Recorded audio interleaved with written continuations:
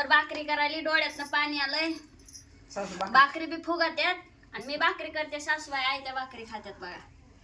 गाव सून आली म्हण. तर नमस्कार, स्वागत आहे परत एकदा आपल्या नवीन ब्लॉगमध्ये तुमचं सर्वांचं. तर कसे आहात सगळे? मस्त मजेत ना? तर रात्रीच्याला ब्लॉग शूट करायला घेतलेला आहे. तर रात्रीच्याला ब्लॉग शूट करण्याचे कारण सांगणार आहे.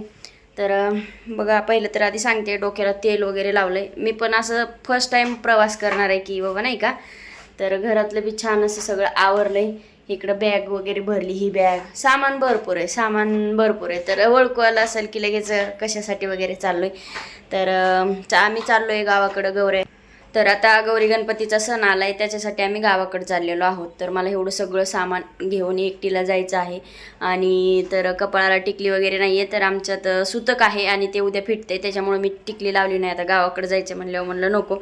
तर वाटलंच तर नाही का, सकाळी उतरल्याच्या नंतर लावेल किंवा जे होईल ते होईल. किंवा आता चेंज केल्याच्या नंतर म्हणजे साडी घालून जावं लागते. सासरी म्हणलं तर साडी घालून जावं लागते. माहेरी असते तर पटकन ड्रेस बदलला असता आणि पटकन बसली असती. तर छान अशी मला मेहंदी काढलेली आहे माझ्या मैत्रिणीच्या मुलीनं.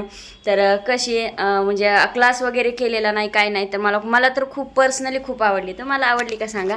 तर एकच हातावर काढायची होती मला, तर तिने मला दोन्ही हातावर काढली. तर ही इकडं रात्री काढली होती, ही आज काढलेली आहे.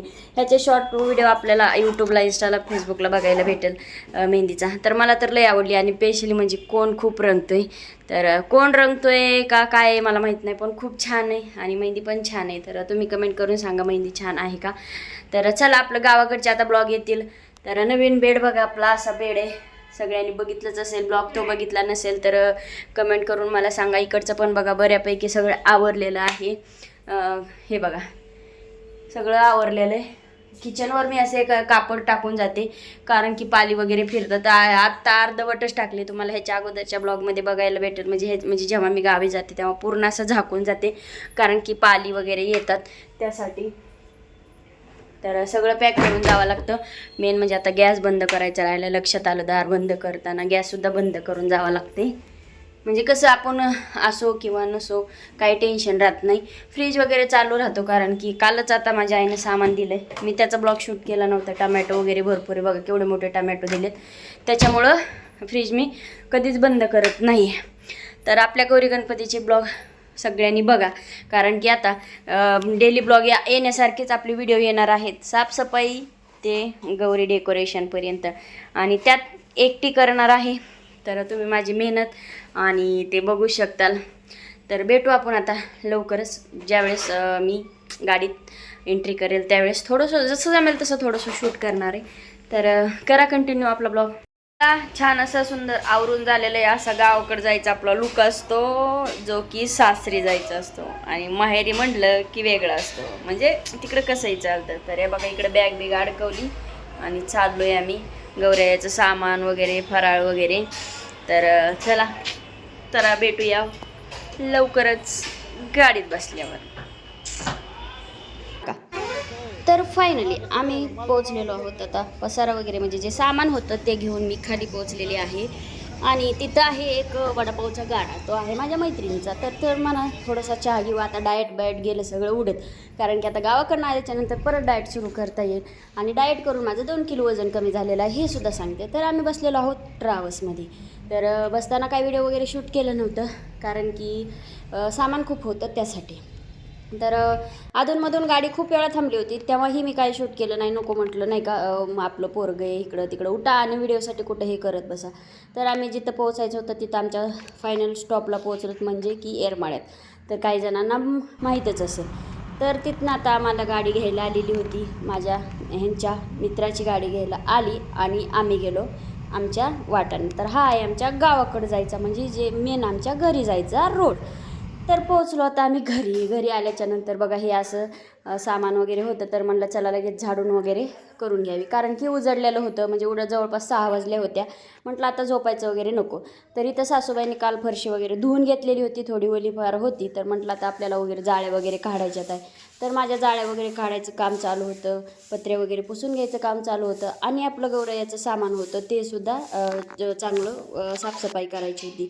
तर इथं गॅस वगैरे धुवून घेतला होता. गॅस असा खालीच आहे, आजूबाजूला थोडंसं राडा असतो तिथे, कारण की सगळं तिथंच असतं. त्यासाठी असं वेगळं नाही आहे, किचन वेगळं किंवा बेडरूम वेगळे असे काही नाही आहे, सगळं एकत्रच असतं. तर ते थोडं आवराआवरी झाल्याच्या नंतर मी बसलेली आहे स्वयंपाकाला. स्वयंपाक कसा सकाळी गावाकडे म्हटलं तर स्वयंपाक लवकर करावा लागतो. आणि गॅसवर टाकली होती मी भाजी झाली म्हटलं चुलीवर पटकन भाकरी होतात गॅसपेक्षा, असं मला वाटतं. आणि मला गॅसवरच्यापेक्षा चुलीवर स्वयंपाक करायला खूप आवडतो, म्हणजे अति आवडतो. कारण की चुलीवर भाकरी छान पण येतात, लवकर भाजतात पण आणि पटकन पण होतात. पण प्रॉब्लेम असा होता की धूर खूप लागत होता आणि सवय आता नसल्यामुळं थोडासा त्रास होत होता. पण कसं आहे, काही गोष्टींची माणसाला सवय असली पाहिजे, ती सवय गेली नाही पाहिजे. तुम्हाला काय वाटतं, बरोबर आहे की नाही मी बोलते ते? बरं असो, भाकरी कोणाकोणाला येतात चुलीवर? मला येतात. तुम्हाला येतात का नाही कमेंट करून सांगा. आणि ते कमेंट करून तर सांगाच, पण मला भाकरी जमल्यात का? कारण की काही जणांना खूप छान भाकरी जमत असतात, काही जणांना बिलकुलच जमत नाहीत, काही जणांना मीडियम जमतात. तर मला तशा बऱ्यापैकी छानच जमतात, असं नावं ठेवायसारख्या.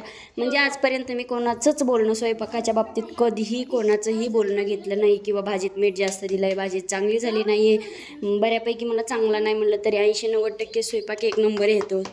वरचे 10-20% इकडं तिकडं चुकत असेल कशामध्ये, ज्या गोष्टी आपल्याला येत नाही त्याच्यामध्ये. ते तर आम्ही सगळेच होतो. आता बऱ्यापैकी सगळ्यांना मी व्हिडिओ करते म्हणून माहिती आहे, त्याच्यामुळं काही प्रॉब्लेम नाही आहे. त्याच्यासाठी तर आता घरीच मी वॉइस टाकते, घरीच व्हिडिओ बनवते. नसतं पहिलं मी काय करायचे, इथे व्हिडिओ शूट करायची आणि पुण्यामध्ये गेल्यावर एडिटिंग वगैरे करायचे. ते मला काही पॉसिबल होतच नव्हतं, कारण की व्हिडिओ कोणता कसा आहे काहीही कळत नव्हतं. पण आता सगळ्यांनाच माहिती झालं, म्हणजे सासूबाईंना, घरच्यांना, सगळ्यांनाच नाही का. त्याच्यामुळं काही कुणी बोलत नाही. आता उलटं म्हणतात तू व्हिडिओ करत नाहीस का? म्हणजे सकाळीच माझ्या सासूबाई बोलल्या, म्हटलं करते की. तर तुमच्या आशीर्वादानं आज आपल्याला कालपासून फेसबुकचे पेमेंट चालू झालेलं आहे. आणि फेसबुकचे माझे मला माहीत नाही किती व्हिडिओला किती भेटतात, पण मला 5 पॉईंट एका दिवसातच फेसबुकला भेटलेत, तर यूट्यूबला भेटत नाही आहेत. एखादा व्हिडिओ जर स्टॉप झाला तर की 1 पॉईंट 2 पॉईंट असे मिळतात. तर मला फेसबुकला 5 पॉईंट भेटलेले आहेत आणि मला त्याचा खूप आनंद झालेला आहे. आणि करू शकता तुम्हीही, फेसबुक चालू करू शकता. फेसबुकला बी छान अर्निंग आहे. फेसबुकला लाईव्ह घ्यायची गरज नाही आहे. यूट्यूबसारखं मोनिटाईज हे आपलं एवढी मेहनत, यूट्यूबसारखी एवढी मेहनत नाही असं मला वाटतं. फेसबुकला लवकर होतं, इझिली होतं असं मला वाटतं. कारण की फेसबुकला सगळ्यात सोप्या. नमस्कार सगळ्यांना. तर बघा, गावाकडे आलोय आणि चुलीवर भाकरी करायली, डोळ्यातनं पाणी आलंय. भाकरी बी फुगत्यात आणि मी भाकरी करते, सासूबाई आयत्या भाकरी खात्यात. बघा, सून आली म्हणलं सासून मला चाराय पाहिजे, मीच सासूला चारते. खरंय का खोटे मला कमेंट करून सांगा. तर आमची सासूसुनांची थोडी मजाक ऐकला, कसा वाटला? शॉर्ट व्हिडिओ आहे तो पण ॲड झालेला आहे, मी नंतर बघितला. तर ही आहेत माझ्या लग्नातली भांडी, गौरायाची भांडी. दाखवण्यासाठी बरंच काय आहे. हे आहे माझ्या लग्नातलं कपाट, पण दाखवायला बघूया नंतर. कधी कोणी म्हटलं तर दाखवूया, नाही तर आपल्याला काय हौस आहेच दाखवायची, तर ते कधीतरी टाईम भेटल्यावर दाखवूया. तर ही गौरायाची भांडे, लग्नातले भांडे आहेत. आणि गौरायाची अशी भांडे आहेत की जे की आम्ही कुठल्याही सणाला असो किंवा कशाला असो फक्त ती गौरायालाच वापरतो, इतर कधीही केव्हाही वापरत नाही. कारण की इतर भांडी वेगळी आहेत आणि गौरायाची वेगळीच आहेत. तर ना तुम्हाला त्या पिशवीमध्ये दिसते का, एक आईस्क्रीमचा बंगला आहे. त्यामुळे खूप मला हौस होती त्या बंगल्याची, ते मी बनवलेले. तशा वाट्या वगैरे जे की आपण धान्य देव ठेवतो त्याला हे म्हणतात नाही का. तर ही अशी चहाचे कप वगैरे सगळं हे आपल्याला गौरायाचं स्पेशल जे सामान होतं ते धुवून काढायचं होतं. आणि हे आपलं मकरसुद्धा आहे, ते सुद्धा मी धुवून काढत होती. आणि काढत थोडं शूट पण चाललेलं होतं. बऱ्यापैकी इकडं तिकडची सगळी जवळपास नाही म्हटलं तरी 50-60% सगळी साफसफाई झालेली होती.